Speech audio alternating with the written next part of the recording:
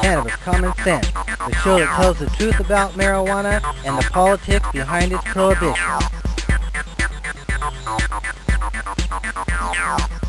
Hello and welcome to another exciting edition of Cannabis Common Sense. We have a good show for you tonight. Our guest this evening is Jim Foley, who is with Global Vision Resources, a longtime cannabis activist. Hey, Jim. How you doing? Say hi to the camera there. Hi, you guys. How you doing tonight? Then over in the wings, Mr. John Cornett's ready to belt out a song after our rather lengthy news segment tonight. Hey, John. Hey, Bob. How you doing? Very well, very well.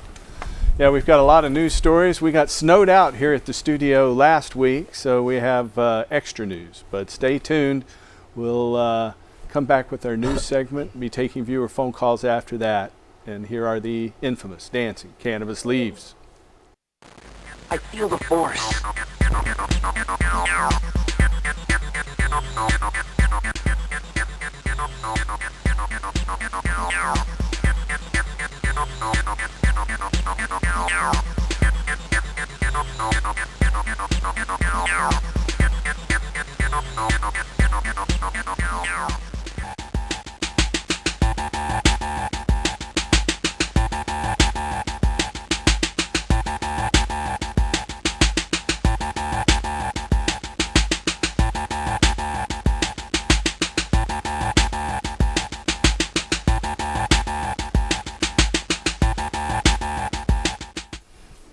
Our first story tonight is from Geneva, Switzerland. Members of the World Health Organization, or WHO, the Expert Committee on Drug Dependence, have proposed amending the classification of cannabis under international law.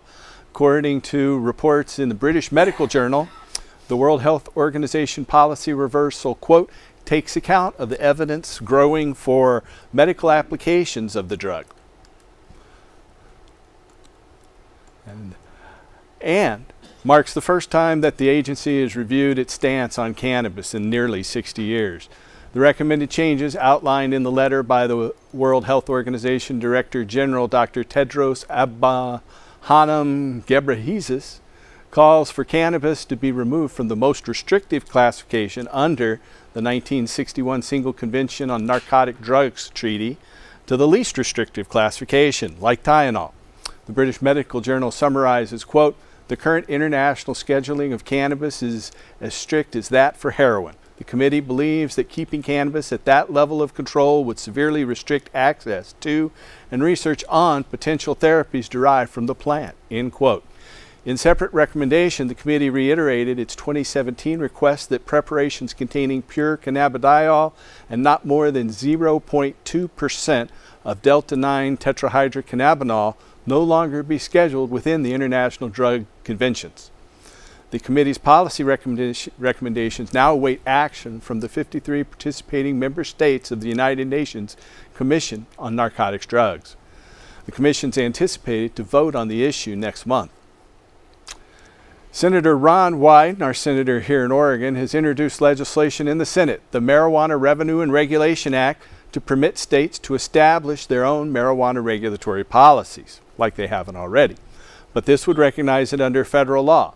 In addition to removing marijuana from the United States Controlled Substances Act, this legislation also removes enforcement power from the U.S. Drug Enforcement Administration in matters concerning marijuana possession, production, and sales, thus permitting state governments to regulate these activities as they see fit.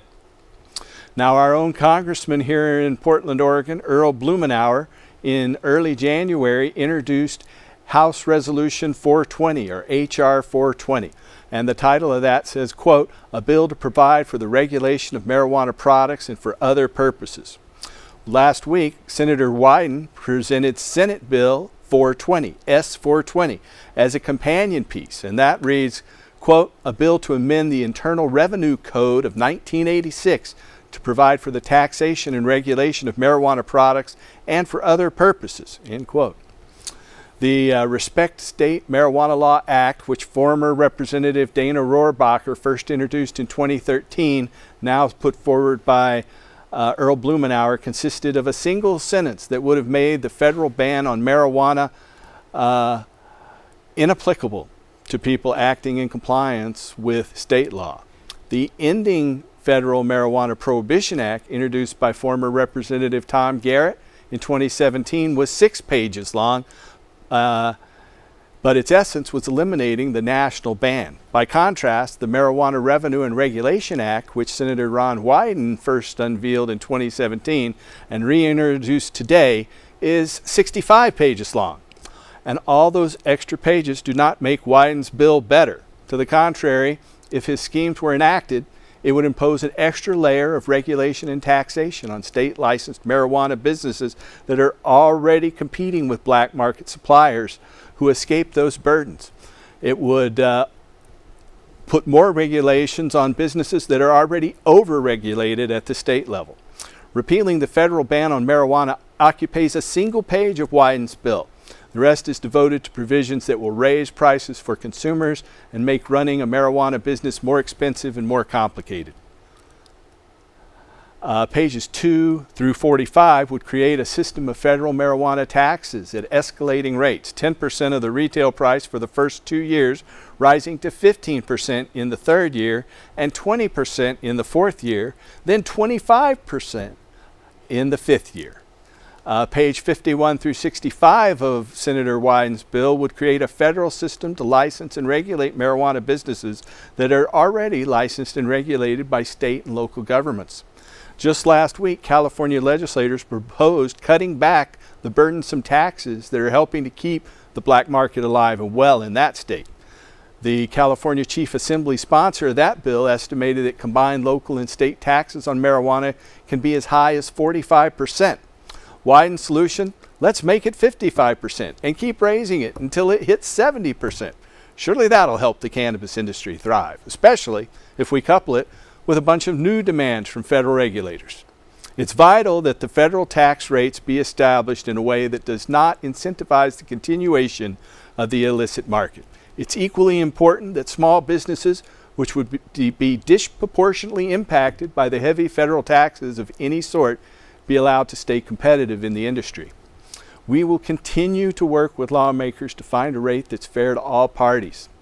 Senator Wyden's gilded bill has glided that issue while touting his bill, quote, "The federal prohibition of marijuana is wrong, plain and simple," he said. Quote, "Too many lives have been wasted and too many economic opportunities have been missed. It's time Congress make the changes Oregonians and Americans across the country are demanding," end quote. I'm not sure these are those changes. Representative Earl Blumenauer said, quote, "Oregon has been and continues to be a leader in common sense marijuana policies, and the federal government must catch up. The American people have elected the most pro-cannabis Congress in American history, and significant pieces of legislation are being introduced. The House is working and is doing its work, and with the help of Senator Wyden's leadership in the Senate, will continue to break through," end quote. 33 states, Washington, D.C., and the U.S. territories of Guam and Puerto Rico have enacted legislation specific to the physician-authorized use of cannabis. Moreover, an estimated 73 million Americans now reside in the 10 states where anyone over the age of 21 may legally possess cannabis. An additional 15 states have passed laws specific to the possession of CBD, or cannabidiol oil, for therapeutic purposes. 68% of registered voters support the legalization of marijuana, according to national data polling compiled by the Center for American Progress. The percentage is the highest level of support for legalization ever reported in a nationwide scientific poll. Majorities of Democrats at 77%, Independents at 62%, and even Republicans at 57%, but now back the legalization of cannabis. The results of a 2017 nationwide Gallup poll similarly found majority support among all three groups. To date, these statewide regulatory programs are operating largely as voters and politicians intended. The enactment of these policies have not negatively impacted workplace safety, crime rates, traffic safety, or youth use patterns. Instead, they've stimulated economic development and created hundreds of thousands of jobs, both here and millions of dollars in new tax revenue. Specifically, a 2017 report estimates that over 149,000 Americans were working last year full-time in the cannabis industry. Tax revenues from states like Colorado, Oregon, and Washington now exceed initial projections. Further, numerous studies have identified an association between cannabis access and lower rates of opioid use, abuse, hospitalizations, and mortality. It's time to not overregulate this cannabis industry. We need to see a less onerous process. And in fact, cannabis is much safer than alcohol, and the law should recognize that.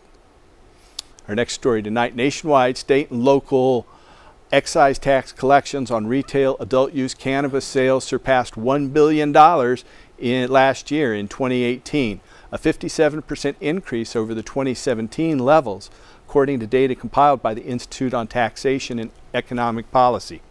Annual excise tax revenues on adult use cannabis sales at $1.04 billion rivaled those for all forms of alcohol at $1.16 billion. The group reported state-specific sales tax on retail cannabis purchases also yielded an additional $300 million in revenue for the various states in 2018. The authors of this report estimated that cannabis-specific taxes would raise an estimated $11.9 billion annually if the product were legally available at retailers nationwide. In separate news, Colorado's cannabis industry sales have now totaled over $6 billion since legalization began there in Colorado less than 5 years ago. In Washington, D.C., the U.S. House of Representatives Financial Services Subcommittee on Consumer Protection and Financial Institutions held a hearing Wednesday to address the lack of access to basic banking services by state legal marijuana businesses. Currently, state-licensed marijuana businesses face a web of conflicting regulations, and federal prohibitions largely prohibit these businesses from participating with financial institutions, processing credit cards, and taking standard business deductions. Imagine operating a business without a bank account or having to pay each of your employees and vendors in cash. Imagine being forbidden from letting your customers pay for those purchases with a credit card, or being able to ask a bank for a small business loan. This is the reality of hundreds of small and medium-sized businesses today in the marijuana industry throughout the country who are engaging in the emerging cannabis marketplace. To date, 9 states, Alaska, California, Colorado, Maine, Massachusetts, Michigan, Nevada, Oregon, and Washington, permit retail sales of adult use cannabis. Furthermore, a total of 33 states have enacted policies to establish a regulated medical cannabis program. For a rapidly growing industry that seeks legitimacy and requires transparency, the inability to obtain banking and credit access remains a primary but unnecessary roadblock. In order to truly bring the marijuana industry out of the shadows, action needs to be taken by Congress to amend these outdated and discriminatory practices. In fact, in my medical marijuana clinic business, never sold marijuana. We did grow and give it away for free. But I have been through 19 bank closures personally since 2007. That's 19 different times that the bank has closed our accounts saying, you're in the marijuana business. See, no, we have doctors that help patients. But still, 19 different times. In one time, one bank account closed about 25 accounts, political, personal, and business accounts. Today, no industry can operate safely, transparently, or effectively without access to banks or other financial institutions. And it is self-evident that this industry and those consumers that are served by it will remain severely hampered without better access to credit and financing. Ultimately, Congress must amend federal policies so that these growing numbers of state-compliant businesses and those millions of Americans who patronize them are no longer subject to policies that needlessly place them in harm's way. Our next story is from Spain. Cannabis use is associated with sustained effects on weight and metabolism, including lower body mass index, or BMI, and lower overall cholesterol levels, according to the results of a 3-year longitudinal study published in the Journal of Psychopharmacology. Spanish researchers assessed the relationship between cannabis and weight over a 3-year period in a cohort of 510 subjects. Participants in the study were classified either as continuers, discontinuers, and non-users. At the study's initiation, cannabis users presented lower weight, body mass index, total lower cholesterol and low-density lipoprotein cholesterol compared to non-users, end quote, the investigators reported. Differences in weight, BMI, and LDL levels remain consistent over the 3 years among those subjects who continued to consume cannabis. By contrast, those patients who discontinued using cannabis use over the course of the study, quote, presented a higher increase in weight, body mass index, and triglyceride high-density lipoprotein ratio than non-users and continuers, end quote. The authors concluded, quote, thus we may interpret that cannabis consumption has a protective effect on metabolism, which is reflected in clinical terms, end quote. The study's results are consistent with a number of prior trials, finding that a history of marijuana use is associated with a lower prevalence of obesity, high cholesterol, and diabetes. This study, Effective Cannabis on Weight and Metabolism in First Episode Non-Affective Psychosis, results from a 3-year longitudinal study, appears in the Journal of Psychopharmacology. Our next story is from Ann Arbor, Michigan. Most U.S. patients registered to access medical cannabis cite chronic pain as their primary qualifying condition, according to data published in the journal Health Affairs. Investigators from the University of Michigan in Ann Arbor reviewed patient registration data from the majority of states that allow medical cannabis access. Some states, notably California and Maine, possess voluntary registries and therefore do not compile patient profile data. They reported that in 2016, chronic pain was the most common qualifying condition reported by patients at 65%. They added, quote, of all patient-reported qualifying conditions, 85% had either substantial or conclusive evidence of therapeutic efficacy, end quote, as defined by the 2017 report published by the National Academy of Sciences, Engineering, and Medicine. The authors of that report concluded that there exists conclusive and substantial evidence for the effectiveness of cannabis in the treatment of chronic pain, nausea, vomiting, and spasticity. Separate studies indicate that legal cannabis access is typically associated with reduced rates of opioid use and abuse. Studies have also identified a reduction in the number and prevalence of opioid-related mortality following statewide marijuana access. The authors of this study concluded, our data show that the number of medical cannabis patients has risen dramatically over time as more states have legalized medical cannabis. We believe not only that it is inappropriate for cannabis to remain a Schedule I substance, but also that state and federal policymakers should begin evaluating evidence-based ways for safely integrating cannabis research and products into the healthcare system, end quote. This study, Qualifying Conditions of Medical Cannabis License Holders in the United States, appears in this month's edition of Health Affairs. From Halifax, Canada. Patients authorized to legally use medical cannabis frequently substitute it in place of benzodiazepines, according to a pair of new studies. Benzodiazepines are a class of drugs primarily used to treat anxiety. According to data compiled by the U.S. Centers for Disease Control, benzodiazepines were attributed to over 11,500 overdose deaths in 2017. In the first study, Canadian researchers assessed the relationship between cannabis and benzodiazepines. They reported that 30% of participants discontinued their use of the anti-anxiety medications within 2 months of initiating cannabis therapy, and that 45% did so by 6 months.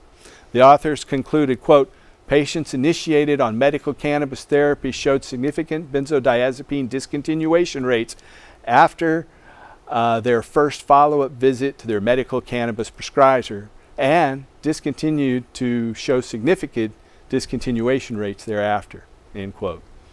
In the second study, investigators also at the University of Michigan surveyed over 1,300 state-registered medical cannabis patients. With their regard to their use of opiates and benzodiazepines, they reported that 53% of the respondents acknowledged substituting marijuana for opioids and 22% did so for benzodiazepines. The study's findings are consistent with other studies recently documenting patients' use of cannabis in place of a variety of prescription drugs. particularly opioids and anti-anxiety medications. The study, Reduction of Benzodiazepine Use in Patients Prescribed Medical Cannabis, appears in the journal Cannabis and Cannabinoid Research. The full text of the other study, Pills to Pot, Observational Analysis of Cannabis Substitution Among Medical Cannabis Users with Chronic Pain, appears in the Journal of Pain. Out of Hamilton, Ontario, patients with anxiety disorders report obtaining subjective relief from cannabis and often substituted in place of conventional prescription drugs, according to data published in the Journal of Psychiatric Research. A team of Canadian researchers surveyed over 2,000 patients registered in Health Canada's Medical Marijuana Access Program. 44% of the participants reported using cannabis to treat symptoms of anxiety, and that it improved their symptoms according to the patients. The authors also reported that approximately half of the respondents reported substituting cannabis in place of either a psychiatric medication or a non-psychiatric medication prescribed by their physician. The study's findings are consistent with numerous other studies, yet again documenting the use of cannabis in place of a variety of prescription drugs, particularly opioids and anti-anxiety medications.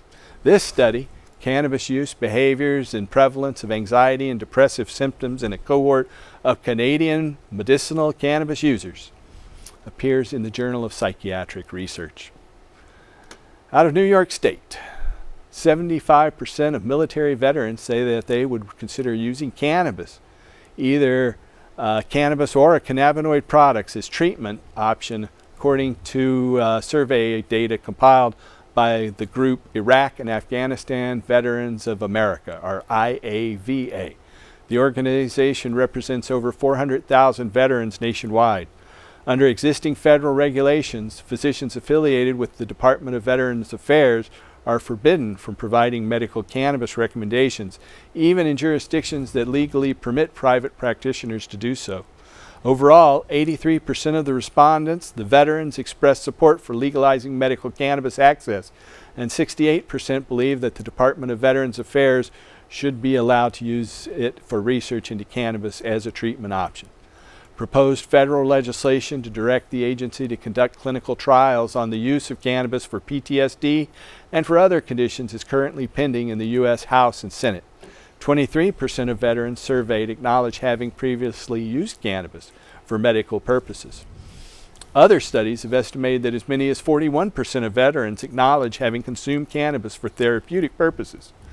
Available data documents that cannabis is effective in the treatment of chronic pain and may potentially mitigate symptoms of post-traumatic stress, along with other conditions veterans commonly face. Also this week, Senator Brian Schatz of Hawaii and Representative Barbara Lee of California introduced legislation, the Veterans Medical Marijuana Safe Harbor Act, to expand and facilitate medical cannabis access to military veterans suffering from chronic pain, post-traumatic stress, and other serious medical conditions. Next story is from Australia, down under. When women with endometriosis report that cannabis is most effective at self-managing their pain, according to data published in the journal BMC Complementary and Alternative Medicine. Australian researchers surveyed 484 endometriosis patients with regard to self-management strategies. The respondents reported that cannabis was most effective option to relieve pain symptoms, rating a 7.6 on a 10-point scale. Among those who used cannabis, 77% reported being able to reduce their consumption of conventional medicines by at least 25%.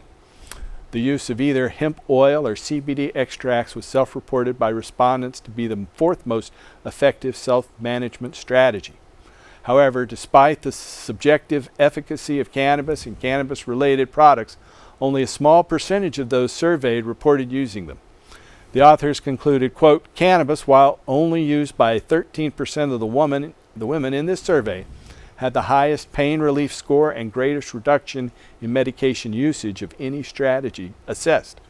Future clinical trials in this area are required to determine any possible role in endometriosis management utilizing legally obtained and quality assured medical cannabis, end quote. This study, Self-Management Strategies Amongst Australian Women with Endometriosis, a national online survey, appears in BMC Complementary and Alternative Medicine. Here in the United States, nationwide, farmers cultivated over 78,000 acres of hemp in accordance with state-specific agricultural programs last year, according to votehemp.com. That's a threefold increase over 2017 cultivation totals. Over 40 states have enacted statutes allowing for licensed hemp production, typically as part of a university-sponsored research program. Over 40 separate universities in the United States conducted hemp-specific research in 2017, Vote Hemp reported.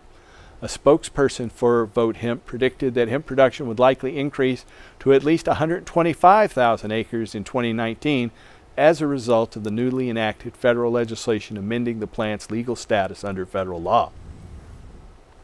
There has been another story we've been following recently in industrial hemp bust in Oklahoma of over 18,000 pounds of industrial hemp, and another one in Boise, Idaho of 8,000 pounds of industrial hemp. First from Oklahoma, Big Sky Scientific, a hemp company based in Aurora, Colorado, is suing Idaho State Police and the Ada County regulators after the two were at odds over whether or not the product they were transporting through Idaho was cannabis. Days prior, truck driver Dennis Pomarchuk was apprehended while transporting 6,701 pounds of industrial hemp. During the arrest and seizure of the product, which occurred after Pomarchuk was stopped at the East Boise port of entry, the driver attempted to explain to doubting Idaho State Police officers that the substance he carried was not marijuana or cannabis, but rather hemp. In fact, a spokesperson told the Idaho Statesman that the officer on the scene knows what marijuana smells like, and the odor was very easily detectable by him, even with the truck's trailer doors closed. The officer's nasal investigation, a field drug test, showed a presumptive positive for THC and positive identification from a drug-sniffing dog, all overpowered Pomarchuk's insistence. The shipment was taken for more definitive testing, but not till after Pomarchuk was arrested and charged with a felony and released on a $100,000 bond. The company that hired Pomarchuk, the trucking company, put up that bond in Idaho, unlike what happened in Oklahoma. But in Idaho, Pomarchuk and Big Sky Scientific were correct. Their product was perfectly legal. In fact, hemp was legalized nationwide following the possession of the Farm Bill in December. But Idaho State Police officers made a mistake, a common mistake. Is it hemp or marijuana? In Oklahoma, over 18,000 pounds of marijuana were seized back on January 7th. 4 people were arrested and 2 of them are still being held in an Oklahoma jail. A Tulsa business owner said he's willing to put up the bail money to get the 2 truck drivers out of the Osage County, Oklahoma jail. The police officer who arrested the men for hauling what police believe was 9 tons of marijuana, but the men said was legal hemp. Chris Barnett, who owns a carpet cleaning business there in Oklahoma and a newly licensed Oklahoma medical marijuana grow operation, says he's outraged that the men are still behind bars. Barnett's been following this story since the Oklahoma police seized the 60 pallets of the product.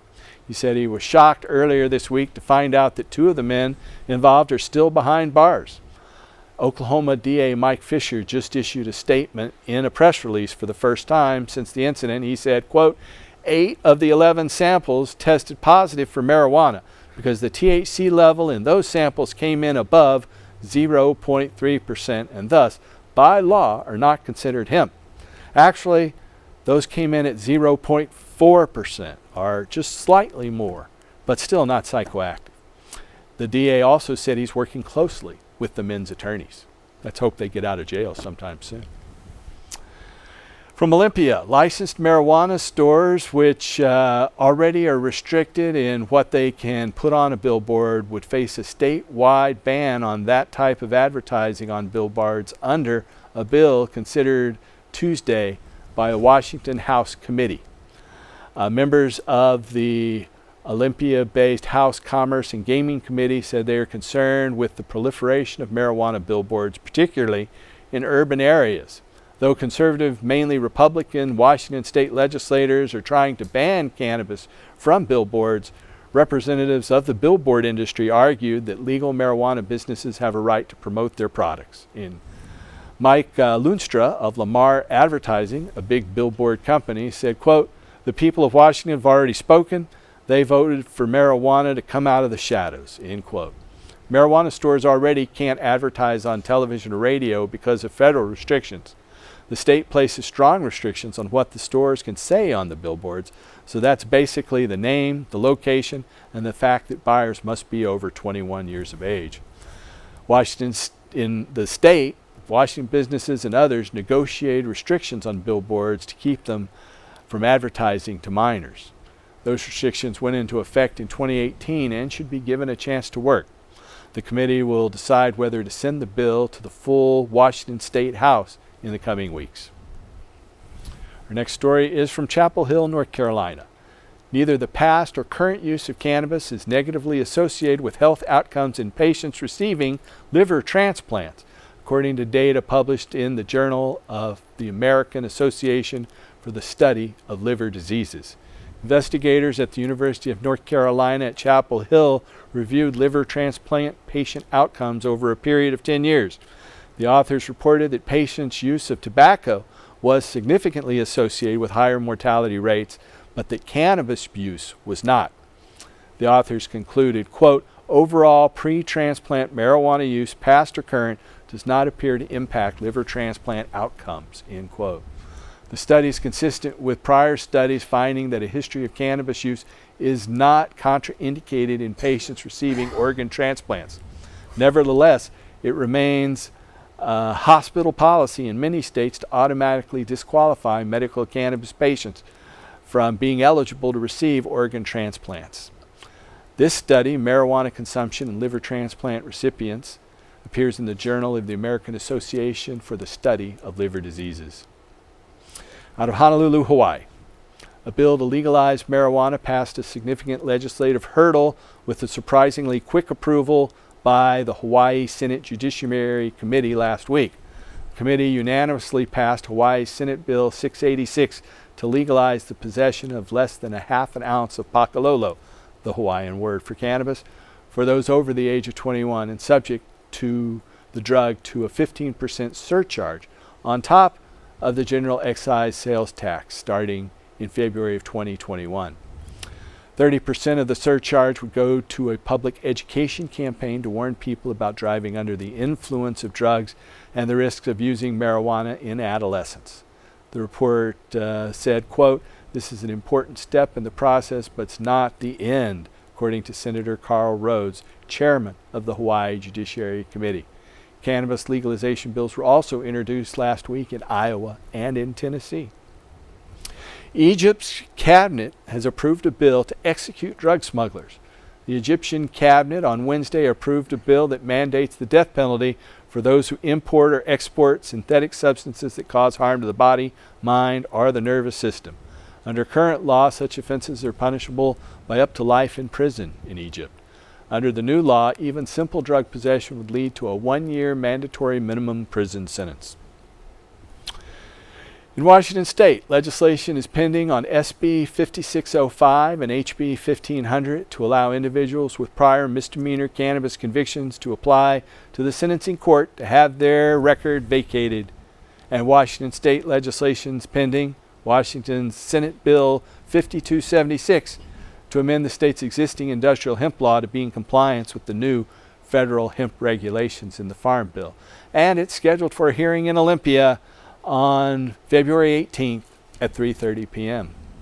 At a state level, activists in Texas, Maryland, and Kentucky gathered in their state capitals 100-fold strong to lobby for sensible marijuana policy.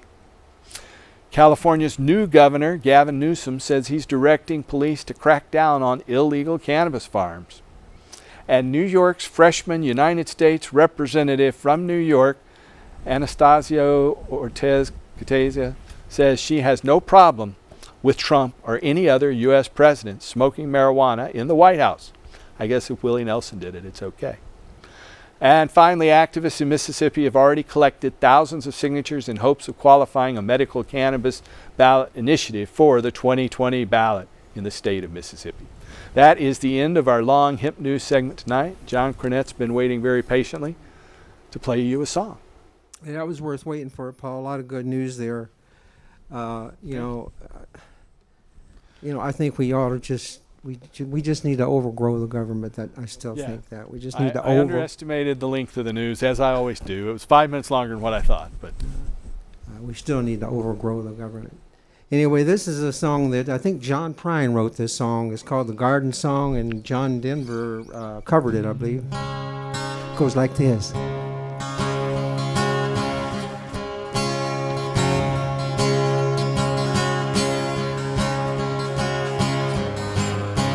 Inch by inch, row by row, gonna make this garden grow.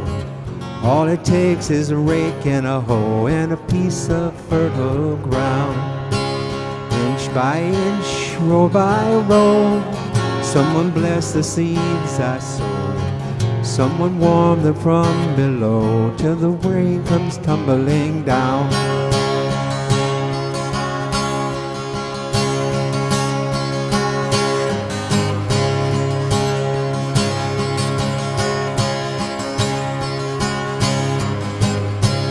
Pulling leaves, picking stones, man is made of dreams and bones. Feel the need to grow my own, 'cause the time is close at hand. Grain for grain, sun and rain, find my way in nature's chain. Tune my body and my brain to the music of the land.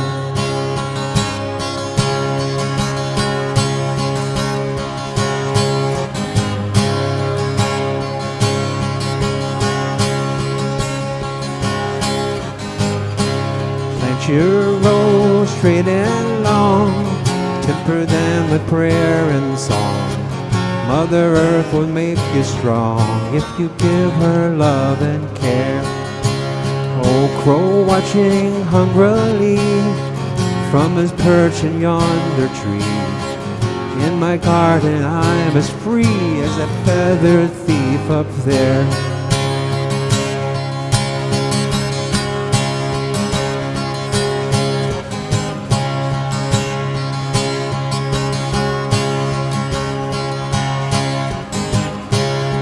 By inch, row by row, gonna make this garden grow. All it takes is a rake and a hoe and a piece of fertile ground. Inch by inch, row by row, someone bless the seeds I sow. Someone warm them from below till the rain comes tumbling down. Thank you, John. Appreciate it. A little low for me, but it's a nice, peaceful song.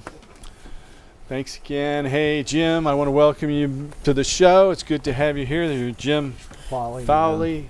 And is it Fowley? F-A-U-L-E-Y, Fowley, yeah. Okay. That's too close to folly. Yeah. Hey, my wife always says that. She goes, that's you, F-O-L-L-Y. No. There's a definite line there. Yeah. First thing I'd like to do is I'd like to give you thanks, brother.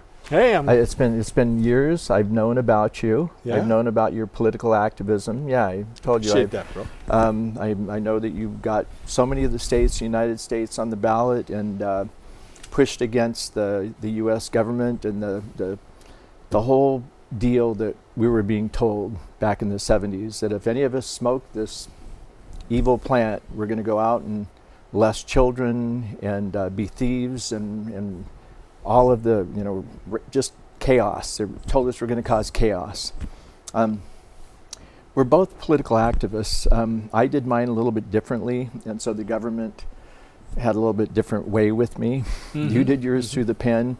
I did mine through absence of the U.S. government. I felt was not being obedient to the ancient laws of the world. Mhm. And Natural rights. yeah, the natural rights of humanity. And I'm an etymologist. I'm a root word physician. So I go back and I study ancient history, the root word sciences, and have gone back. I'm also have been in shamanic practices for, God, I used to teach kids how to walk on fire back in the 80s. And with the Human Potential Movement, I was working with Leonard Orr, the founder of the World Rebirthing Project, and Sandra Ray and all of them. And you know, I saw the very first time that I smoked this herb back in 1968. My father was a lieutenant colonel in the Air Force, retired, ex-motorcycle policeman here from Portland, Oregon. And I was kind of headed that way. He was James, I was little Jim. And so I was headed that direction. To be a police officer in the military. One of them, maybe a fighter pilot like him, etc. You know, and that's kind of the way he was pushing me. And when I actually had a consciousness altering event occur with the medicine that was involved in this plant, I realized not only is it a healing substance for the human body, but for the human consciousness. For our consciousness that has been abused, for us that have been misdirected, that it actually has a healing potential there. And I think that was my main deal. I mean, that's how I became involved in it. It had to do with the consciousness issue. I saw that I was kind of headed gung-ho into the world of whatever, you know, where that consciousness was taking us back in the 60s. And I immediately flipped around and headed back that way. And I took my crew cut and my gung-ho attitude, and I, you know, dropped my hair and put the peace sign up and saw that there was a different world. Something that millions of people were doing about 1968 and 69. Young people, and we were younger then. I was only 8 or 9. You were only 8 or 9? Okay, yeah, in 68. Okay. But I was just graduating high school here in Oregon. So, you know, I mean, as a etymologist, one of the things that I would like to share with people is that oil right there is one of the substances. If you go back into the Hebrew literature, there's a sacred oil that was used for the anointing of the prophets of Israel. And the words have been miscalculated and misinscribed in pretty much every Bible that you have.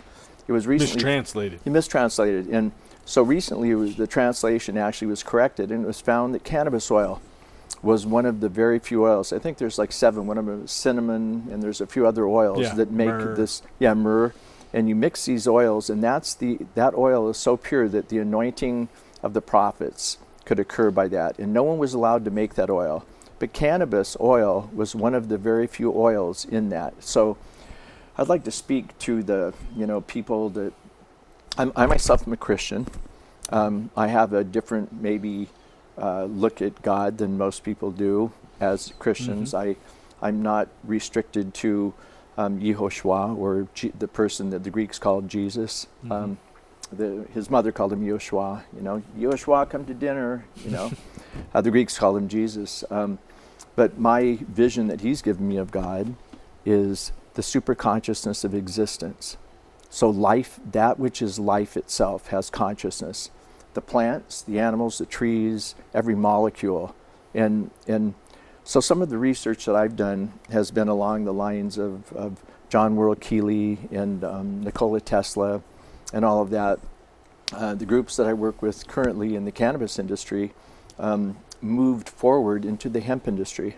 The government's kind of made it clear to me as an activist that they don't want me to participate in the cannabis industry anymore. So I've kind of given them an agreement, and that's because my associates and I used to dump hundreds and hundreds of tons by ship, by rail, by planes, however you can think of, for many, many countries, poured it into the United States.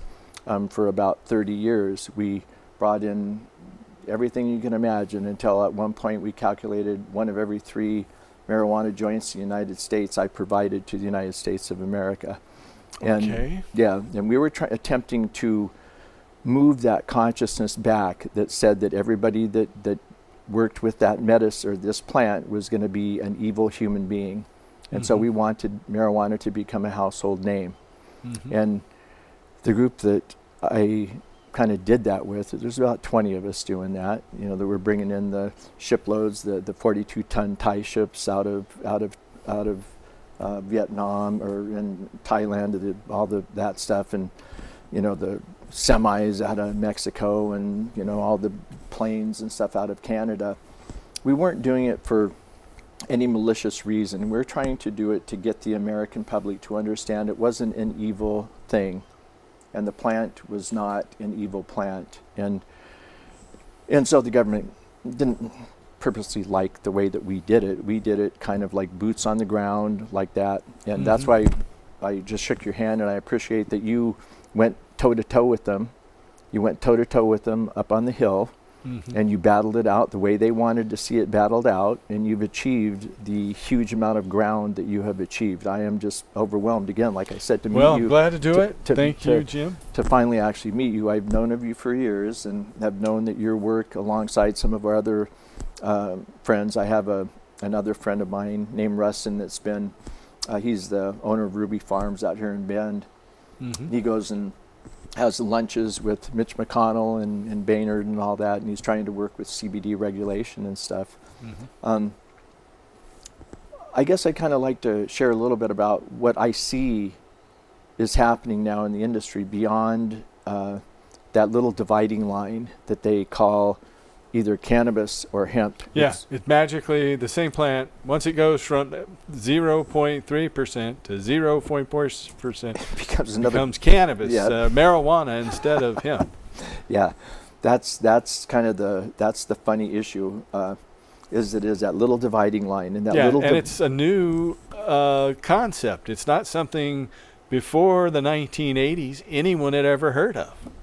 And what's really funny is that little dividing line that we're talking about right now has to do with human consciousness. If it goes that side, it's okay, and as soon as it moves over to that side where it affects human consciousness, where the THC molecule alters human consciousness, that's the big battle, and that's the big woo. That's what they've been afraid of. Exactly. They think somehow we'll see through their lies, I think, is mostly what we're afraid of. You know, you mentioned cannabis in Christianity, and obviously the holy anointing oil of Judaism and of Christianity is strong cannabis compound. And Christ, you know, means the anointed Christos, one. the anointed, yes, and correct. so if you can only be anointed with the cannabis oil. But if you look at all the other world's major religions, whether it be Shinto in Japan, whether it's ancestor worship in China, whether it's Buddhism. The Buddha is said to have eaten one hemp seed a day to reach enlightenment.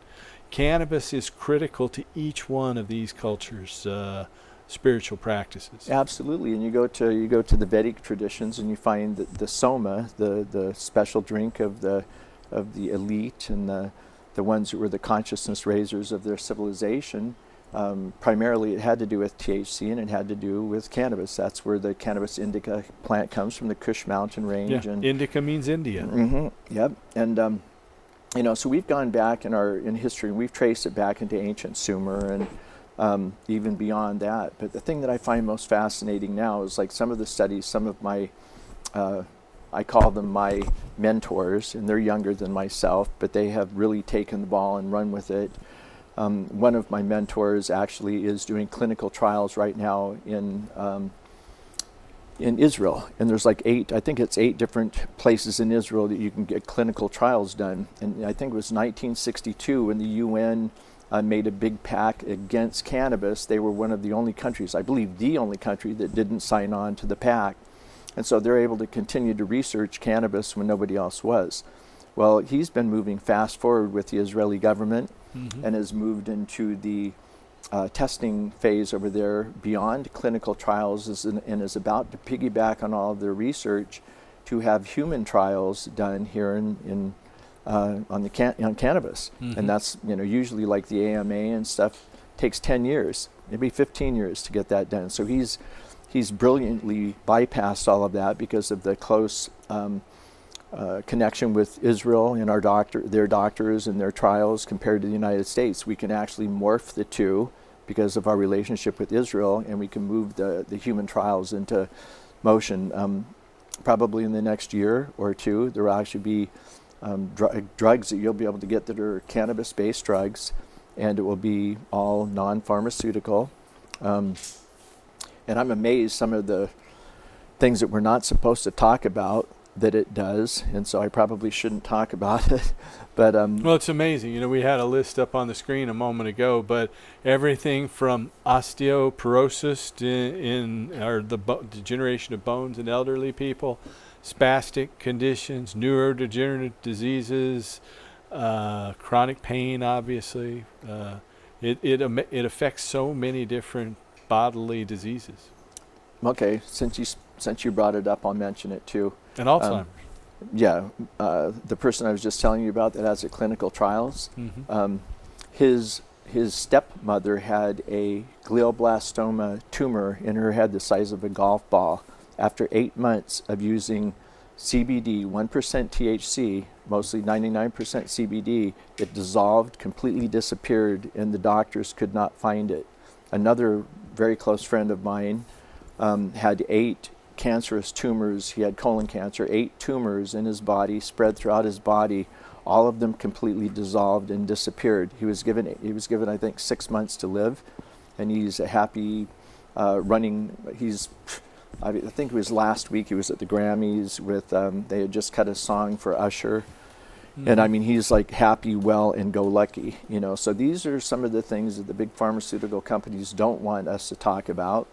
And every time we do begin talking about them, they try to come and they try to shut us up. Yeah. You know, a friend of mine who graduated from college here in Portland at Reed College, Dr. Todd McArea, who passed away about a decade or a little bit more now, he called the pharmaceutical industry the monomolecular mercantile madmen.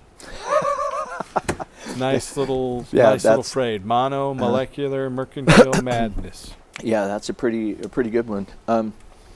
You know, I'd like to kind of mention kind of what I believe is happening right now. The revolution of cannabis, and the same plant that we're talking about that has that little dividing line which turns it from hemp to cannabis, is about to be poured on the world, such as the world hasn't seen in years. For 30, 40 years, cannabis, we've just kind of been eking our little space in there. The hemp industry right now is about to explode. Yeah. I work with a group of people pretty much in the United States, but actually worldwide. We're doing a lot in the hemp industry to not only promote hemp plastics, but the bioavailability of lumber and things like that to stop cutting down the forests of the world. And obviously CBD oil, CBG oil. A lot of people aren't aware of CBG oil. CBG oil holds more healing potential than pretty much anything in the complex of the molecules that this plant provides. We're just starting to do research on it now, but it's overwhelming as far as like its healing potential and stuff.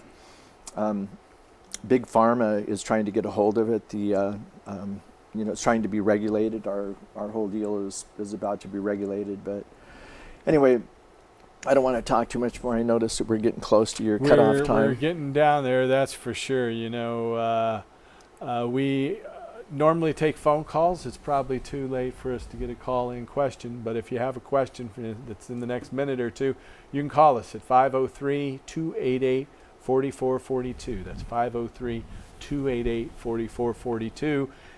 We have this banner turned around because of an order from an Israeli-Canadian oil company, Adira Energy.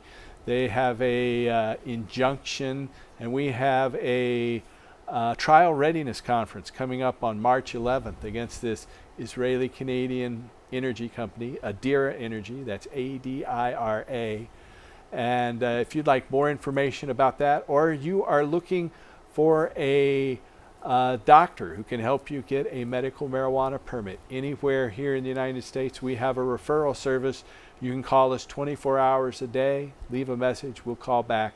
The number is there on your screen now. It's 503-235-4606. That's 503-235-4606. 06. You know, I had a couple of little videos to run, but I don't think we have enough time to run. So if someone wanted to reach you, and your company is Global Visions Resources, Correct. What's the best way to get in touch with you? You could just call this phone here. Actually answers Global the Vision number here? Resources. That is me on the card. I don't- 503-575-6385. Yep, that's me. Or globalvisionresources@gmail.com. Yeah, on the back of it, you'll see there's different. Those are the different hats that I wear. That's not our. That's not even having anything to do with our hemp, the hemp side of the company. That's Global Hempire, and That's a good name. yeah, it's interesting. What are you doing with the Extractor King International? Extractor King right now, currently we're building extraction plants for the hemp industry, building them up in Canada. We're So primarily extracting CBD. Yeah, the CBD primarily is what's going on in the hemp industry right now. CBD is like a real big thing. It's like it's the buzzword for hemp. Yeah, there's a huge market in that. I've had a lot of contacts from people both looking for CBD isolate and people looking for biomass. So Yeah. You know, you see how that's exploding. It's just really is. Yeah, well, you should give me a call on that. Okay. I know. We'll talk here after the show. Um, You know, hopefully you'll be able to come back when we have a little bit more time to talk here. But I appreciate you coming in. Yeah, 2 hours wasn't quite a huge amount of notice, but no, I didn't know you were coming on the show. Till I about didn't 2 know I hours. was That's gonna why be I here had till this 2 long hours ago. newscast. Yeah, well, I'm glad you did. Well, I know I had talked to our friend David about you coming on, but it's good to have you here. Yeah, well, this is our first meeting. Like I said, I think we have a lot to talk about. There's, there's definitely lots that we can talk about. Well, you'll be back in the very near future, I'm sure. Thank you, Jim. Yeah, thanks, And Paul. then Thanks over for in the having me wings, on. Mr. John Cornett standing by, ready to take us out on another little tune there. Thank you, John. Thank you, viewers. Tune back in next week. We'll be back with another live show and help restore hemp.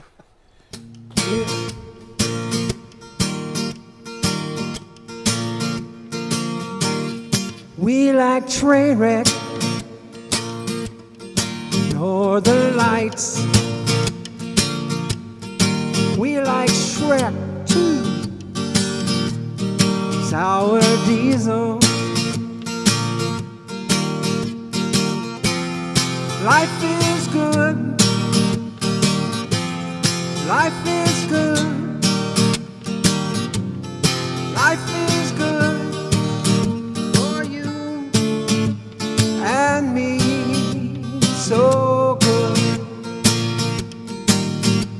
So good. So good. So good. It don't matter which you like. Don't matter when you do it. Just matters that you do it right and get down to it.